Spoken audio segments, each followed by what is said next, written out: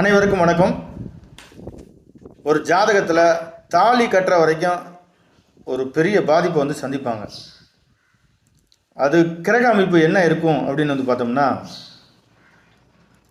செவ்வாய்க்கு 7ஆம் இடம் எந்த விதத்துலையும் பாதிக்கக்கூடாது. செவ்வாய்க்கு 7ஆம் இடத்துல ஏதாவது தீய கிரகங்கள் இருந்தாலோ, ராகு கேது இருந்து தசாபத்தி நடந்துச்சுன்னா கண்டிப்பாக வந்து பார்த்திங்கன்னா தாலி கட்டுற வரைக்கும் பாதிப்பு ஏற்படும். செவ்வாய்க்கு 7ஆம் இடம் பாதிச்சுனாவே தாலி நெளியும், நகை காணா போகும், போட்டிருக்க நகை வந்து காணாமல் போயிடும். அடுத்து வந்து பார்த்திங்கன்னா சனியும் சந்திரனும் இந்த கிரகச்சேர்க்கை வந்து இருந்துச்சு அப்படின்னா தாலி கட்டுற வரைக்கும் அவங்களுக்கு ஒரு பெரிய ஒரு பயத்தை உண்டு பண்ணிக்கிட்டே இருக்கும். சனி சந்திரன் சேர்க்கை பார்வை, சனியோட நட்சத்திரத்தில் சந்திரன் இருப்பது, சந்திரனோட நட்சத்திரத்தில் சனி இருந்தாலும் சரி, அவங்களுக்கு இந்த பாதிப்பு வந்து இருக்கும். தாலி கட்டுற வரைக்கும் போய் கூட நின்ன கல்யாணம்லாம் இருக்குது.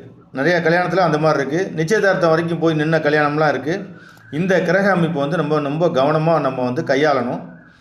ஓகே, இந்த கிரக அமைப்பு இருந்துச்சு அப்படின்னா என்னங்க பரிகாரம் பார்த்தோம்னா, சனிக்கிழமை வரக்கூடிய சந்திர ஓரையில் தயிர் சாதம் கொடுக்கலாம்.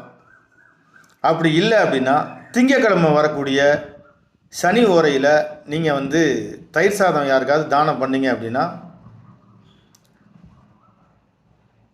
அந்த தோஷம்லாம் அடிபட்டு போயிடும்.